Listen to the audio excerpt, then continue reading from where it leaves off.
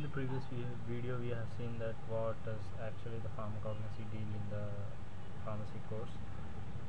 Now we'll go into some detail in the pharmacognosy subject. Pharmacognosy mainly deals with the extraction and isolation of the phytoconstituents or any other constituents from other living organisms which have the characteristics, both physical and chemical, similar to the biochemical mediators which are produced in the human body. So first, before extracting and isolation, we need to cultivate, harvest and process the plants which are useful to us, like which are called as medicinal plants. So after the collection, harvesting and processing, we need to collect the plant parts and store in a appropriate condition. The plant part which is useful to us may be fresh, or we need to dry the plant part so that we can extract the phytoconstituent to the maximum. So there are two types, like dry plant part, which we need to powder the plant part, and next is the fresh plant part. In the case of fresh plant part, we need to homogenize the parts. Plant part may be roots, stem, leaves, flowers, seeds, any of those plant parts which may be useful to us. Next, so we need to extract the phytoconstituent. We need to prepare an extract which contains a phytoconstituent. Extract, which means a liquid extract. Extraction is mainly depends on the solubility of that phytoconstituent in different solvents. We can categorize the solvents into two types: polar solvents and non-polar solvents. Polar phytoconstituents get extracted into the polar solvents, and non-polar phytoconstituents get extracted into the non-polar solvents. So for example, when you take a polar constituent like phenolic compounds, for the extraction of phenolic compounds, the best choice of the solvent to be used are these, which are red in color, and the phytoconstituents which are more non-polar in nature, for example carotenes, we need to use these solvents which are yellow in colors, because of the non-polar nature of the carotenes. So solubility of the constituent is important in case of extraction of the constituents into different solvents. Apart from these are the solvents which are to be used for extraction. In the case of what is the method actually used for extraction, there are different methods like distillation, maceration, percolation, decoction, extraction and counter current extraction. Of course there are other type of extraction methods, but these are the extraction methods which are generally used in the pharmacy course. Distillation means that we are evaporating the solvent and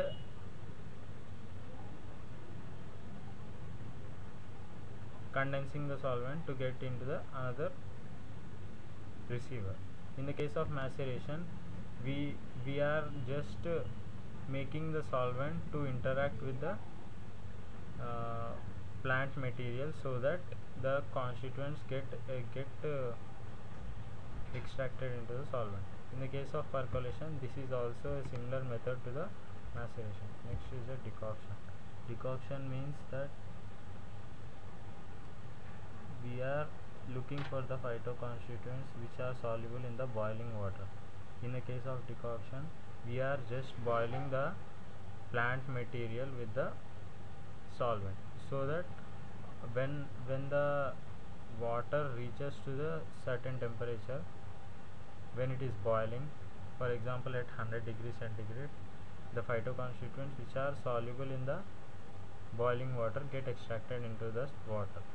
However, heat sensitive phytoconstituents or thermolabile phytoconstituents cannot be extracted, because because of because they get degraded at higher temperatures.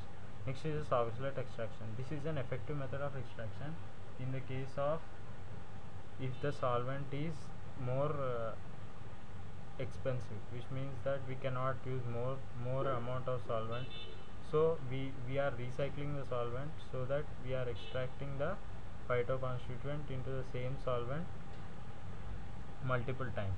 Next is a counter current extraction. In this counter current extraction, we are passing the plant material which is to be extracted, which means the raw material, and the solvent in opposite direction so that extraction is effective. In this case also we need to do the extraction multiple times.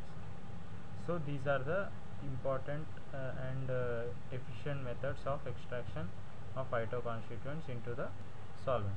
After this, the extract has been prepared. After the preparation of extraction, we need extract doesn't contain only one constituent. It may contain more constituents apart from the desirable phytoconstituent. So we need to isolate the desired phytoconstituent from the mixture of constituents. For the isolation, the main methods which are used are chromatographic methods. Chromatographic methods can be studied as follows. In the case if the phytoconstituent is hydrophilic, based on the solubility of the phytoconstituent, we can divide the phytoconstituents into hydrophilic and lipophilic phytoconstituents. In the case of hydrophilic phytoconstituents, we can use the chromatographic techniques like PC, paper chromatography, and HPLC, high performance liquid chromatography. In the case of lipophilic phytoconstituents, we need to use the methods like TLC, thin layer chromatography, and HPLC, high performance liquid chromatography. We can also categorize the phytoconstituents into volatile and non-volatile. In the case of volatile, means that they can be easily changed into vapor state from liquid state. So in the case of volatile phytoconstituent, we need to use a chromatographic technique like gas liquid chromatography. In the case of non-volatile, we can use high performance liquid chromatography. In the case of if we need to actually know the phytoconstituent, what is the phytoconstituent present in the extract, it is called as qualitative. If we need to know how much the phytoconstituent is present in the extract, it is called as quantitative. In the case of qualitative, we can use paper chromatography, thin layer chromatography, gas chromatography, and HPLC. But in the case of if we need to know actually what is the amount of phytoconstituent present, then HPTLC, GC, and HPLC would be the better methods. For example, HPTLC means high performance thin layer chromatography, GC means gas chromatography, and HPLC means high performance liquid chromatography. In the case if we are in a need to analyze the extract, which means that we are listing the constituent actually which are actually present in the extract, then it is called as analytical method. If we are preparing or after the isolation, we need to have the phytoconstituent in separate form apart from extract other constituent, then it is called as preparatory form. If we are looking for the analytical purposes, then paper chromatography, thin layer chromatography, and GC, HPLC are useful. But in the case of preparatory chromatography, preparatory TLC, GC, and HPLC are useful. If we need to separate the phytoconstituents based on the size of the phytoconstituent, then size exclusion chromatography may be beneficial. If we are separating the phytoconstituent based on the shape, then shape of the phytoconstituent, then affinity chromatography will be useful. So these are the main isolation techniques which are employed to isolate the phytoconstituents. Then after the isolation of phytoconstituent, if we we need to confirm that the isolated phytoconstituent is a desired phytoconstituent, or if we are discovering any new phytoconstituent, we need to identify and establish a structure for the new phytoconstituent. So mainly the identification methods which are used are spectroscopic techniques and other chemical techniques. In the case of spectroscopic techniques, ultraviolet and visible spectroscopy is useful, which mainly gives the information about the extent of conjugation of the phytoconstituent molecule. Next, if we use the infrared spectroscopy, we will get the information about the functional groups which are present in the chemical structure of phytoconstituent. Next, in the case of NMR spectroscopy, we will get the information about the carbon skeleton of the phytoconstituent. In the case of mass spectroscopy, we can actually know the molecular weight of the phytoconstituent or a particular molecule. Even small amount of samples are detected by the mass spectroscopy. Next, after these spectroscopic techniques, we have a tentative structure of the phytoconstituent, but to confirm the structure, chemical reactions are necessary. Chemical reactions give the confirmation of the identity of the compound. Next, the identity of the phytoconstituent has been established. So